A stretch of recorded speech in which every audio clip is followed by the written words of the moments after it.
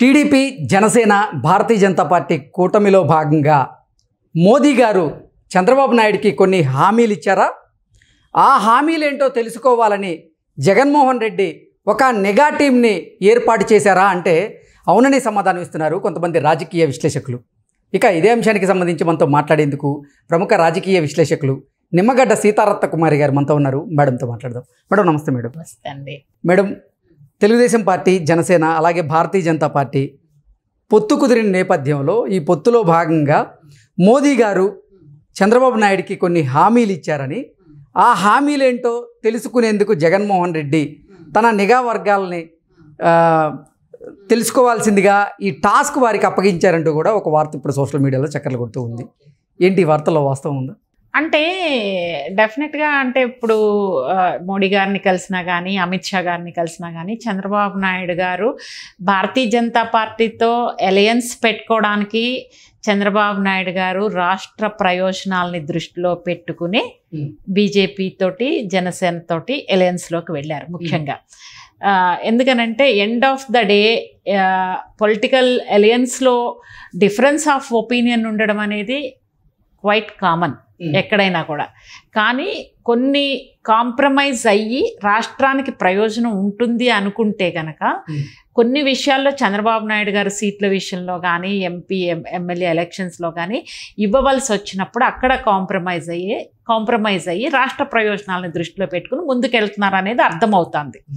అయితే ఇక్కడ డెఫినెట్గా చంద్రబాబు నాయుడు గారు అంటే ఆయన ఫారెన్ కంట్రీస్ వెళ్ళినా కూడా చంద్రబాబు నాయుడు గారు ఆ రాష్ట్రంలో ఉన్నటువంటి అడ్మినిస్ట్రేషన్ కానీ, ఆ రాష్ట్రంలో ఉన్నటువంటి పరిస్థితులను ఆయన ఎక్కడికి వెళ్ళినా కూడా చుట్టూ పరిశీలన చేయడం, అర్థం చేసుకోవడం, ఏంటి అసలు ఏ విధంగా వాళ్ళు ఇంప్లిమెంట్ చేస్తున్నారు అనే దాని మీద ఆయన దృష్టి ఉంటుంది ఎప్పుడు కూడా.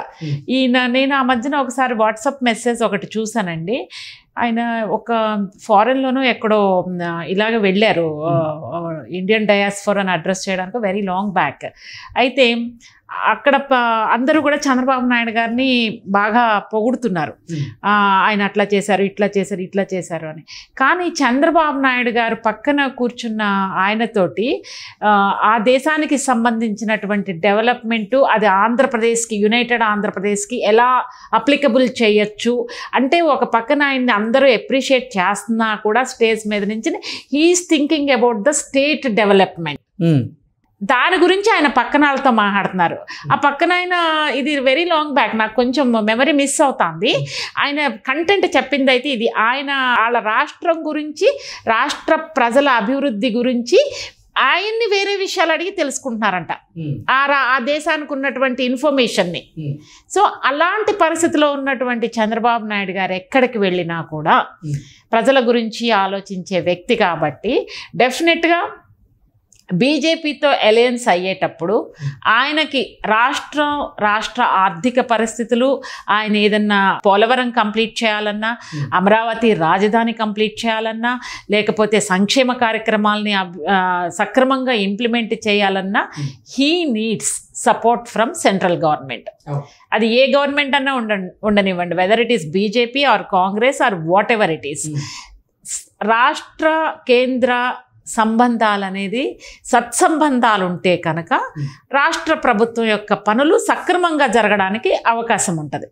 ఈ ప్రాసెస్లో భాగంగా అలయన్స్ పెట్టుకునేటప్పుడు చంద్రబాబు నాయుడు గారు డెఫినెట్గా రాష్ట్ర ప్రయోజనాలు దృష్టిలో పెట్టుకుని అడుగుండొచ్చు.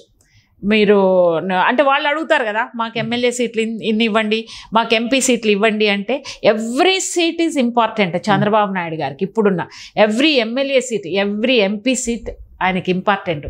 ఎందుకంటే గత 5 సంవత్సరాల నుంచి ఆయనకి ఉన్నటువంటి Telugu Desam party senior leaders, contest చేయడానికి రెడీగా ఉన్నటువంటి ఎమ్మెల్యేలు, ఎంపీలు అధికారంలో లేకపోయినా కూడా పార్టీని వెన్నంట పెట్టుకుని, అది జగన్మోహన్ రెడ్డి గారు లాంటి కరడుగట్టిన నియంత పరిపాలనలో ఇబ్బందులు పడి, జైళ్ళకెళ్ళి హ్యూమిలియేట్ చేయబడి, రకరకాల సమస్యల్ని ఎదుర్కొని ఈ రోజున అలయన్స్లో వాళ్ళు సీట్లు పోతాయి అంటే they have to compromise their seats for the BJP and Janasena.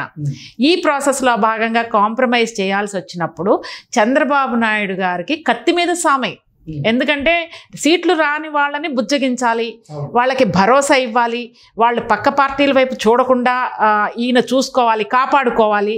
ఇది that's not easy, big exercise Chandrababu Naidu గారికి. సో అటువంటి సందర్భంలో ఆయన ఓకే, వాళ్ళని ఆయన ఎక్స్పీరియన్స్డ్ పాలిటీషియన్ కాబట్టి he knows how to handle the situation చేసుకుంటారు. కానీ ఈ ప్రాసెస్లో వాళ్ళు సీట్లు అడుగుతున్నప్పుడు డెఫినెట్గా చంద్రబాబు నాయుడు గారు రాష్ట్రం గురించి అడుగుతారు. పర్సనల్గా ఆయన ఏం అడగరు, పర్సనల్గా ఆయనకు అవసరం లేదు. ఎందుకంటే జగన్మోహన్ రెడ్డి గారి కంటే పర్సనల్గా నాకు కేసులు అట్లా ఏమన్నా తెలియదు, మనకి ఏమన్నా అలాంటి రిక్వెస్ట్ ఆయన దగ్గర నుంచి ఉంటుందేమో తెలియదు. కానీ చంద్రబాబు నాయుడు గారికి ఒకే ఒక రిక్వెస్ట్ ఉంటుంది, అది రాష్ట్ర ప్రయోజనాలు. ఈ ప్రాసెస్లో భాగంగా మాకు ఇన్ని ఫండ్స్ కావాలి, ఇన్ని కావాలి, మీ సహకారం ఉండాలి, ఇండస్ట్రీస్ లేవు అక్కడ, రెవెన్యూ జనరేట్ అవ్వట్లేదు, రెవెన్యూ జనరేట్ అవ్వకపోతే we cannot process salaries, we cannot fulfil other requirements, welfare schemes we cannot implement. మేనిఫెస్టోలో ఇప్పుడు పెడతారు కదా, మేనిఫెస్టోలో పెట్టిన విధంగా he has to implement everything కదా. సో అసలు మోదీ గారు చంద్రబాబు గారికి ఎటువంటి హామీలు ఇచ్చారు? అదే అంటున్నా, ఇప్పుడు ఇలాంటి సందర్భంలో ఆయన డెఫినెట్గా ఫైనాన్షియల్ సపోర్ట్ అడుగుతారు. మీరు బడ్జెట్లో పెట్టాలి, ఆంధ్రప్రదేశ్ నీడ్స్ ఏమైతే ఉన్నాయో మీరు ఫైనాన్షియల్ బడ్జెట్లో మాకు పెట్టాలి, మాకు ఫండ్ రిక్వైర్మెంట్ ఎక్కువగా ఉంది వెన్ కంపేర్ విత్ తెలంగాణ వడ్డించిన విస్తరి. తెలంగాణకు కూడా అప్పులు ఉన్నప్పటికీ కూడా రెవెన్యూ జనరేట్ అనేది ఇక్కడ జరుగుతుంది. సాఫ్ట్వేర్ ఎక్స్పోర్ట్స్ చాలా ఉన్నాయి ఇక్కడ. సో ఎన్నో లక్షల మంది ఎంప్లాయీస్ ఉన్నారు. సో అలా కంపేర్ చేస్తే కనుక ఇక్కడ ఈయనకి ఇబ్బంది ఉంది కాబట్టి, ఫైనాన్షియల్గా ఈయనకి ఇబ్బంది ఉంది కాబట్టి డెఫినెట్గా అది అడుగుతారు, సపోర్ట్ చేయమని అడుగుతారు. ఇండస్ట్రీస్ వస్తే కనుక వాటికి సపోర్ట్ చేయమని అడుగుతారు. ఇంకొకటి ఏంటంటే ఈ కోస్టల్ తీరం ఏదైతే ఉందో దానికి ట్రేడ్ జరగడానికి సెంట్రల్ గవర్నమెంట్ నుంచి ఏమన్నా అప్రూవల్స్ కానీ ఏమన్నా ఉంటే కనుక అలాంటివి, యూనివర్సిటీస్ ఏవైతే సెంట్రల్ నుంచి మనకి రావాలో, ఒకటి బైఫర్కేషన్ యాక్ట్ ప్రకారము ఆంధ్రప్రదేశ్కి ఇంకా చాలా పెండింగ్లో ఉన్నాయి.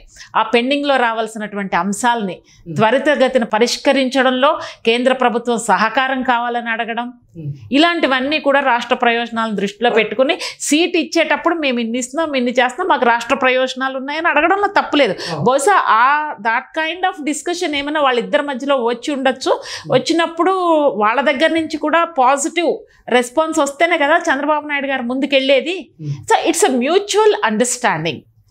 మేము మీకు ఇస్తాము, కలిసి పనిచేద్దాం. వాళ్ళకు కూడా ఏంటి, సౌత్లో they want to establish, so వాళ్ళు దే వాంట్ టు అడుగు పెట్టాలనుకుంటున్నారు.